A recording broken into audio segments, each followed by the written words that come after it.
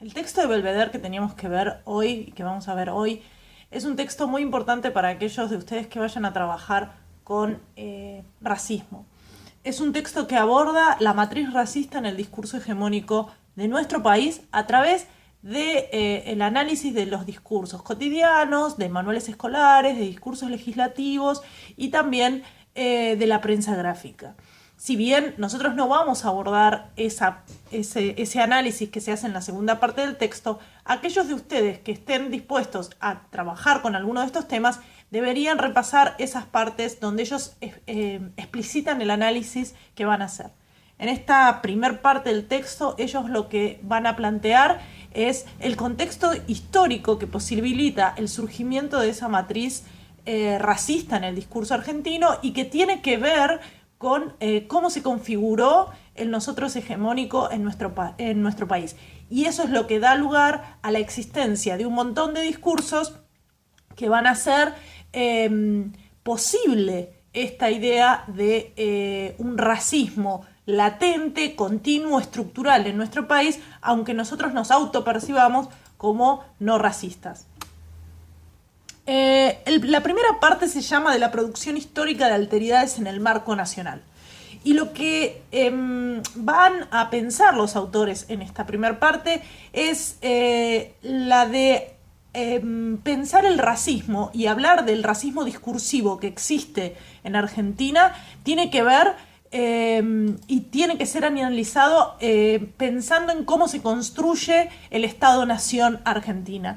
Y ese inicio, si bien tiene una parte anterior que es colonial, ese inicio se puede localizar tranquilamente a mitad del siglo XIX, cuando una vez acallados las disputas entre Buenos Aires y el interior del país en favor de Buenos Aires, se empiezan estas élites porteñas que incluyen, según dicen los autores, las provincias de Santa Fe, obviamente, de Buenos Aires y de Córdoba también, aunque no sea porteña, empiezan a construir un relato hegemónico sobre cómo es la nación argentina y que se legitimó pensándolo como una manera de intervenir políticamente sobre la raza y la cultura.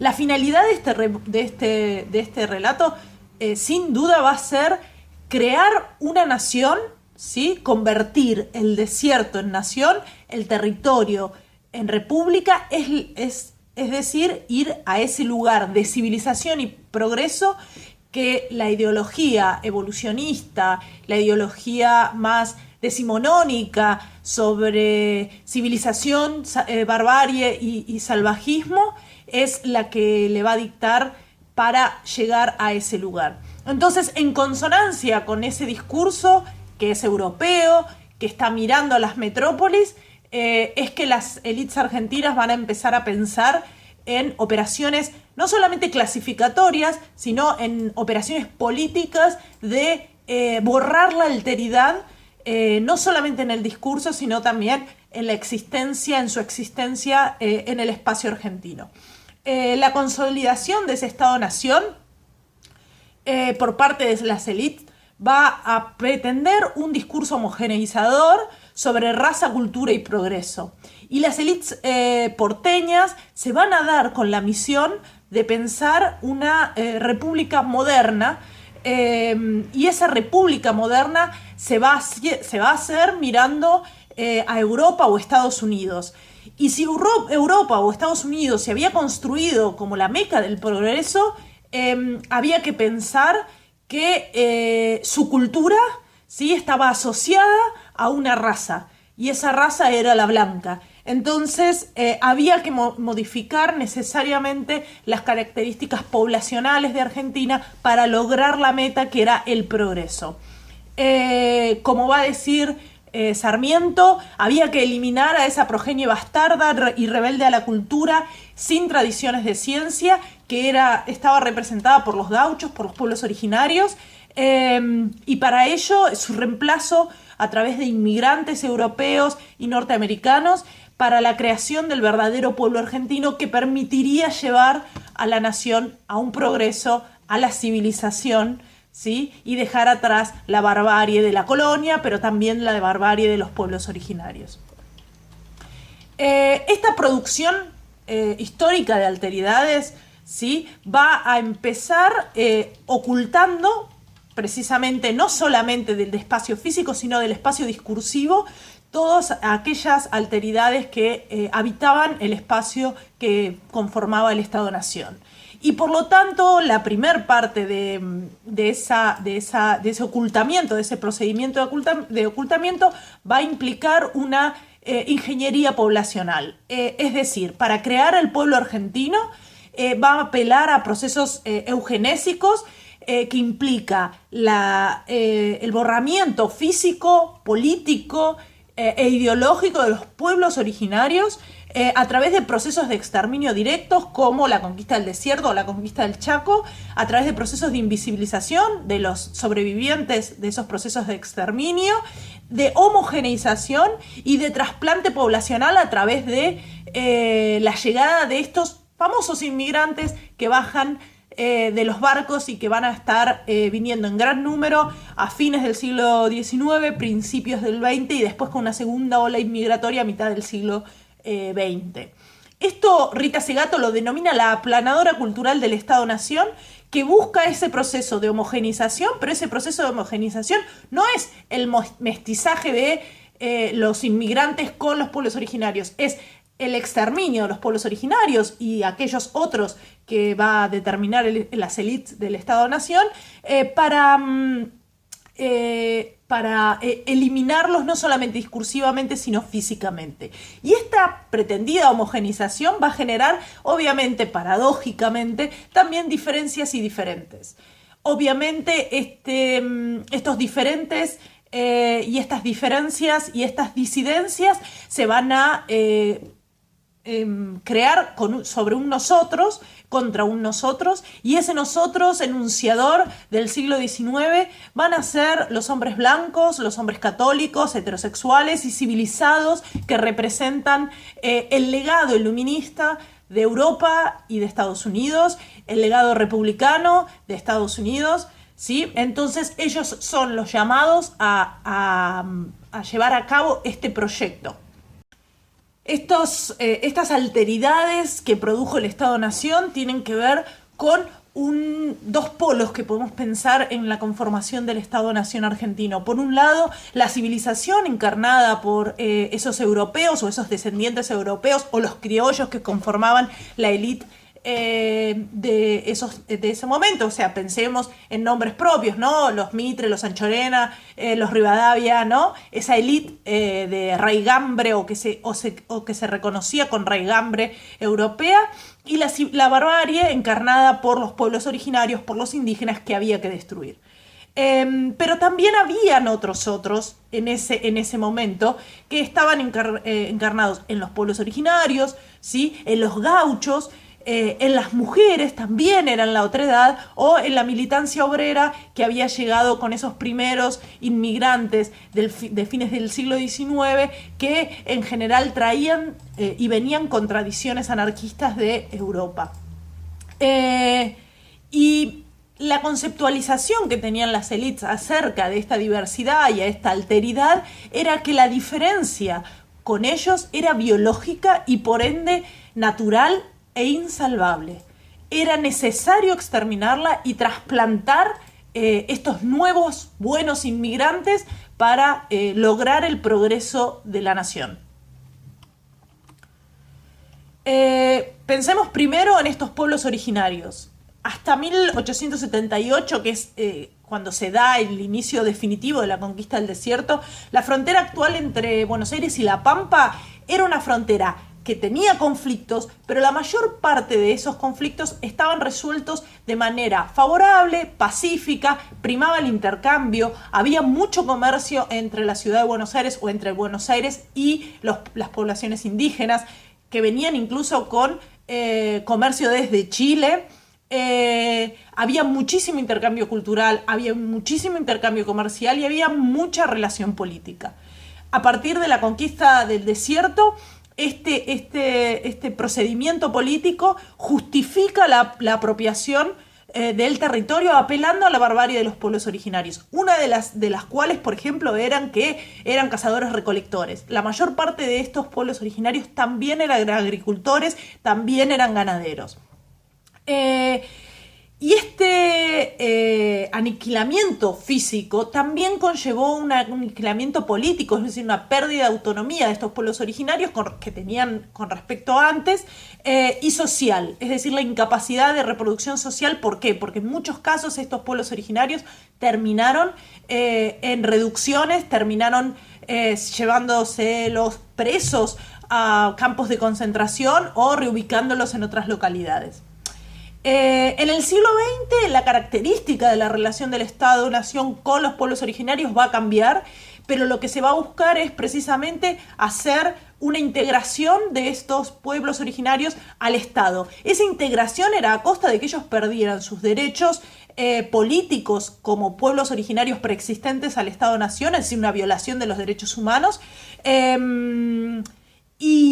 implicaba tácitamente que los indígenas, para estar incorporados al Estado-Nación, debían dejar de serlo, es decir, debían pasar a ser ciudadanos comunes y corrientes de Argentina, sin tener en cuenta el hecho de que constituían poblaciones preexistentes cuyos derechos territoriales, de posesión, habían sido ya violados por el mismo Estado. El crisol de razas, la idea del crisol de razas, es una idea y es un tópico que aparece mucho en todo lo que es la historiografía argentina y en el discurso escolar, por ejemplo, la idea de que Argentina es el resultado de un crisol. Y si ustedes piensan en lo que es un crisol es un instrumento que es un vaso contenedor usado para fundir metales. Es decir, la idea de que Argentina es el resultado de la fundición, del fuego, de la violencia, del calor, para lograr un objetivo. Y la idea es un crisol de razas, es decir, la fundición de todas esas razas para lograr una nación. Fíjense en estas propagandas de Coca-Cola, donde existe una exaltación de la conquista al desierto como elemento fundador de la nación argentina, incluso negando la preexistencia de los pueblos originarios. Estas son propagandas que se hicieron para el centenario de la conquista del desierto, empecé en 1978, donde Argentina estaba en ese momento atravesando la dictadura cívico-militar, y es generada también por los discursos del INTA, que son institucionales, donde dice, por ejemplo, ayer el general Roca recuperó la Patagonia y vislumbró su importancia para el futuro. Hoy el INTA contribuye al desarrollo de su producción agropecuaria. Fíjense cómo los pueblos originarios están borrados absolutamente del discurso oficial, del discurso publicitario, ¿sí? Nuevamente el progreso como máximo valor del desarrollo de la nación. Y ustedes podrán decir que estos tropos que aparecen sobre el desierto, sobre el progreso, sobre el salvajismo de los pueblos originarios, ya no están más en el discurso. Pero la verdad es que siguen estando en todos los discursos, tanto en los discursos periodísticos, en los discursos comunicacionales, en los discursos institucionales. ¿Sí? ¿Por qué? Porque es parte de la matriz racista del discurso hegemónico argentino. Entonces, por ejemplo, si le oponíamos antes el discurso de Coca-Cola y del INTA, podemos ver en estas noticias de opinión que salieron en el diario La Nación, como por ejemplo el caso Vicentín como ensayo de un proyecto autoritario, y que aparece la mano con un saco que suponemos que es del presidente Alberto y una lanza, ¿no? Nuevamente apelando al imaginario, a ese significante vacío de los malones saqueando la propiedad privada. Las apropiaciones indebidas del peronismo, dice María Eugenia Estensoro, también pensando y apelando a otros tropos que la dictadura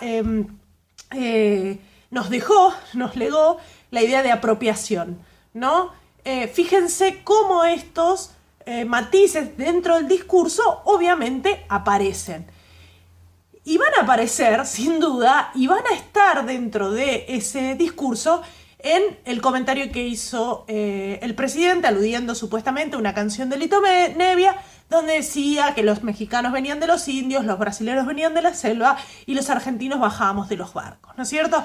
Esta idea, nuevamente, de que la argentinidad es un producto que se generó a partir de la llegada de los barcos. Como van a ver en la clase de Gordillo, hay una parte de la argentinidad que se crea en los barcos de migrantes europeos, en los barcos de migrantes chinos, en barcos de migrantes coreanos, en barcos esclavistas desde África, ¿no es cierto? Entonces, esta idea de racismo va a estar permeando en el discurso, y mucho del revuelo que se armó fue porque suponía un insulto a los mexicanos y a los brasileros, no por la invisibilización de los pueblos originarios que suponía el hecho de decir que nosotros llegamos desde los barcos. No había una crítica hacia eso. Bien, los procesos inmigratorios que sufrió Argentina o que vivió Argentina tienen que ver con procesos que se iniciaron en el siglo XIX de inmigración proveniente sobre todo de Europa, promocionada por el Estado Nacional, procesos inmigratorios que se dan en la década de 1960-1970 provenientes de países vecinos, movimientos migratorios internos que se dan durante la década del 30 y en la década del 40 en Argentina, y también la migración del sudeste asiático a partir de convenios firmados entre los estados de Corea y el Estado argentino. Los migrantes los podemos plantear como distintos tipos de inmigración y pensando siempre en que esos descendientes de europeos se van a transformar en un nosotros hegemónico capaz de motorizar ese discurso de los argentinos venimos de los barcos, y todos aquellos migrantes e inmigrantes provenientes de migraciones internas de países limítrofes o del este asiático van a ser los denominados otros. Ahora pensemos cómo se crearon estos migrantes europeos. A fines del siglo XIX y principios del XX, el Estado-Nación, a partir de estas políticas de trasplante poblacional, de nueva creación del pueblo argentino, empiezan a generar políticas estatales que favorecían la inmigración, ellos esperando lograr migrantes europeos y de Estados Unidos. El objetivo que tenían era modificar la raza y a partir de ello modificar la cultura y así llegar al progreso y expandir la frontera agrícola una vez terminado el, entre comillas, problema del indio. Obviamente el objetivo que tenía el Estado Nacional a partir de estas ideas asociadas a raza, cultura y progreso en la generación del 80 eran migrantes provenientes de lo que sería el norte de Europa, ingleses, alemanes, franceses, digamos escandinavos, que eran los asociados con los países con un nivel de industrialización más alto, ¿no? Y acá en la foto tenemos a la familia Bridges, que es la primera familia que se estableció de origen inglés en el territorio, en Ushuaia, en el territorio de la provincia de Tierra del Fuego. Esa fue la migración deseada. De hecho, después los Bridges le piden al Estado Nacional un pedazo de tierra en Tierra del Fuego y consiguen la primera estancia en Tierra del Fuego gratis, 25.000 leguas cuadradas de territorio a cambio de una declaración de ciudadanía argentina, es decir, establecer soberanía sobre ese territorio. La migración que llegó por parte de Europa, fueron la mayor parte españoles, italianos y de Europa Oriental, muchos con tradiciones de activismo político, anarquistas, que eran expulsados precisamente por razones políticas y por las diferentes guerras que atravesaba Europa de sus países de origen. Esta migración se convirtió en ese momento, durante el siglo XIX y principios del siglo XX, como la chusma ultramarina fue denigrada por las élites que no esperaban ese tipo de presencia de inmigrantes europeos, los consideraban brutos, los consideraban iletrados y no dignos de lo que ellos deseaban como labradores, labriegos en el campo. Y terminaron muchos de ellos hacinados en conventillos en las grandes ciudades. Es decir, no respondieron al prototipo de migración que deseaba el Estado Nacional. Estos inmigrantes que fueron denigrados por las élites y que tenían, sobre los que había un montón de discursos estigmatizadores sobre ellos, el tano bruto, el gallego, todas esas tropos que hay acerca de esos, de nuestros abuelos, los que tenemos abuelos italianos, sobre la brutez y la incapacidad de generar conocimiento y de generar de ir a la escuela, o no, muchos eran analfabetos. Fue un activo tropo de la élite para estigmatizarlos y también, obviamente, sacarlos de la lucha política. Recuerden que en ese momento el voto no era para todos los ciudadanos, sino para aquellos nacidos en Argentina y que fueran varones. Entonces, activamente se los sacaba de la participación política. Muchos de estos inmigrantes quedaron en las ciudades, en las ciudades porteñas, y debido a las nuevas condiciones que permitieron un rápido ascenso social, es decir, condiciones estructurales que favorecieron su ascenso social a través del desarrollo industrial, a través de la escuela pública que permitió que sus hijos fueran y tuvieran educación pública, primaria, secundaria e inclusive a partir de la reforma universitaria del 18 acceder a la educación universitaria. Estos inmigrantes, una vez acalladas sus diferencias internas, es decir, olvidadas un poco su herencia europea, se transforman en el nosotros hegemónico, y sobre todo a partir de la derrota política de las élites gobernantes a partir del producto de la década infame. Entonces, esas élites se pasan al telón, de fondo, atrás. Siempre están, pero ahora no están participando activamente en política, y las clases medias, la primera generación luego de estos inmigrantes que habían logrado un ascenso social gracias a la rápida industrialización y a otras políticas públicas, se transforman en el enunciador del nosotros hegemónico, y de esta manera se explica por qué no produce ruido cuando, digamos, en ese chiste, digamos, en esa enunciación de los indios, los mexicanos vienen de los indios, los brasileños vienen de la selva y nosotros venimos de los barcos, lo que aparece es como un insulto hacia los mexicanos y los brasileños y no hacia nosotros, cuando en realidad sí es un insulto porque invisibiliza a un montón de otros, y eso no produce ruido porque el nosotros hegemónico son precisamente el que tiene capacidad de enunciar aquellos descendientes de los inmigrantes, que sí niega cierta diversidad interna, producto de mestizajes que se dan a lo largo del tiempo y que son negados precisamente porque la hegemonía niega la subalternidad de ese mestizaje que también tiene.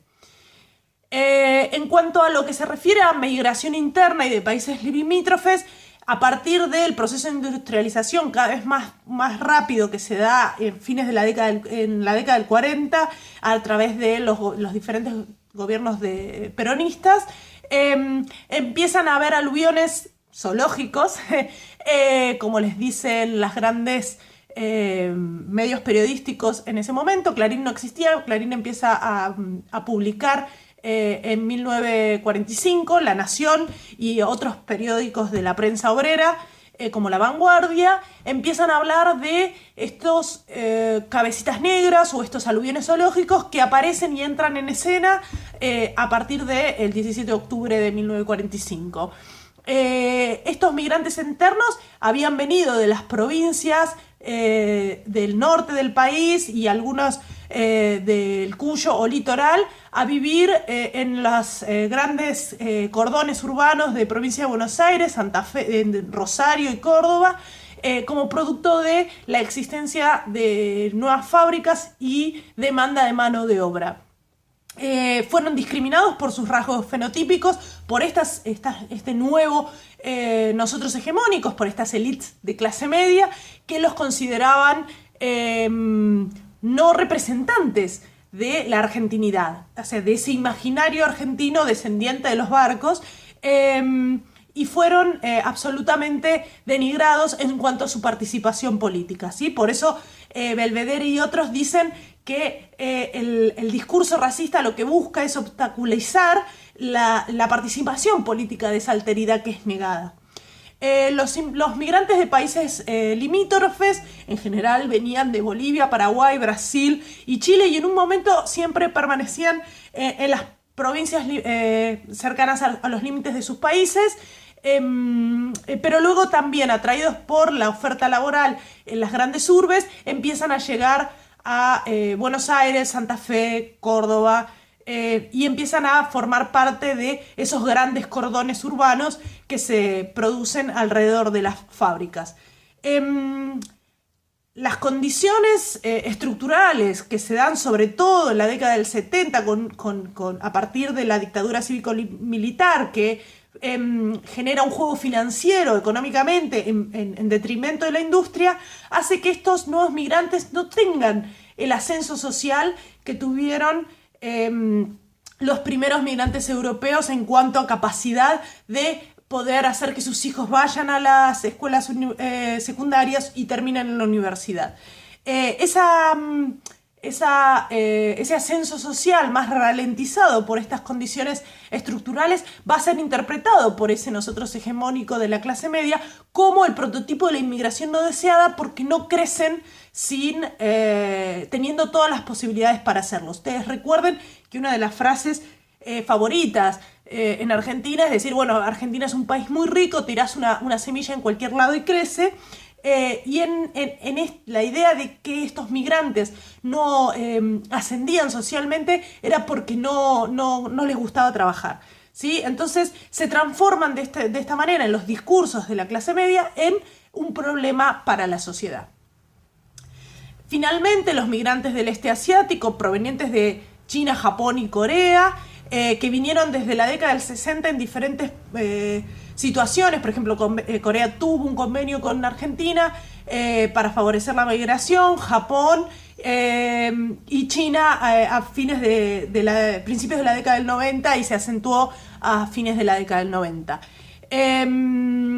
Los chinos y los coreanos sobre todo sufrieron procesos xenófobos en Argentina, sobre todo motorizados por el idioma y ciertas costumbres muy exóticas para el común de Argentina. Los japoneses no tanto, se afincaron en determinadas profesiones y no sufrieron la discriminación como si los chinos y coreanos en nuestro país.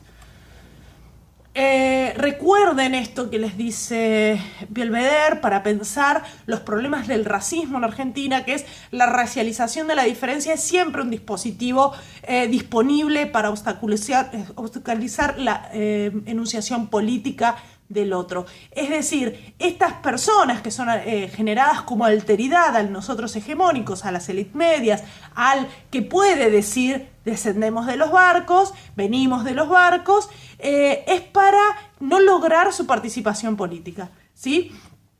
A lo largo del texto de Belvedere, en la segunda parte, van a mostrar cómo se produce esa obstaculización de la enunciación política. Me gustaría acá recordarles y traer a colación la idea de cómo aparecen ciertos rasgos de la retórica en el discurso cotidiano, y que pueden ser divididos en formas de enunciación, en rasgos retóricos o en temas propios, y que los autores clasifican entre racismo popular y racismo elitista. En el racismo popular, que está presente en muchas de las de los discursos de las clases populares o clases medias bajas, podemos encontrar que en la enunciación se pretende herir al otro, el otro siempre es un extranjero, es discriminador y discriminado, hay una competencia. Y esto ellos lo dan como ejemplo, por ejemplo, en los cantos de cancha, ¿no es cierto? Donde el otro está cerca, ¿sí? Está enfrentado, yo lo veo, o sea, competimos y somos de la misma clase, o sea, se lo digo a otro que está dentro de mi mismo espacio social. El racismo elitista en general no hace eso, se refiere a un otro como un objeto, ¿sí? Hay una distancia social entre el discriminador y el discriminado, o sea, pertenecen a dos clases distintas. Y el otro es considerado infrahumano, es decir, siempre es animalizado o siempre es discriminado en cuanto a que no tiene las mismas capacidades que nosotros. Entonces, como rasgo retórico, el racismo popular se basa mucho más en la burla y hay más connotación, es decir, apelación a algo que se puede ver que una denotación en los términos. Por eso las canciones de cancha o por eso otro tipo de rasgos que aparecen considerados como denigrantes, pero que los tengo también yo. El racismo elitista, en cambio, es un discurso autoritario. Siempre aparece como diciendo, vengo a resolver un problema que está representado en esa alteridad, en esos otros, y yo tengo la solución para hacerlo. Y esto aparece, por ejemplo, en el discurso cuando se dice, bueno, pero si los pobres son pobres, deberían poder irse, deberían darles unas chacritas o unas tierras para que cultiven sus alimentos y entonces así no tienen que estar viviendo en la pobreza, ¿no? Siempre el otro es una tesis a resolver, un problema a resolver y yo tengo la solución y cómo no puede ser que nadie se dé cuenta. Como temas propios del racismo popular va a aparecer mucho el tema de la sexualidad como paradigma de poder, es decir, el hombre sexualmente activo o la mujer, la denigración de la mujer en cuanto a prostituta o puta, la utilización del negro, pero de manera común, de manera general, no de un aspecto peyorativo. Se pone en manifiesto siempre el carácter repudiable del otro, pero siempre es un ser humano. Y retoma sintagmas que han sido otrora peyorativos y los transforma en positivos, como el cabecita negra, y lo modifica al negro cabeza.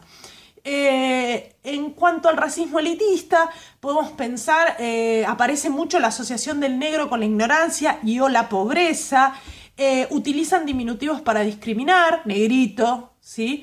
Y hay una animalización de los sectores populares, y ustedes lo pueden ver, la idea de, por ejemplo, en muchos discursos aparece que cagan un balde, no tienen cloacas, es como toda esa animalización de esos sectores populares. La solución para estos discursos o dentro de estos discursos racistas es que se queden en su provincia o en su país y no que vengan acá.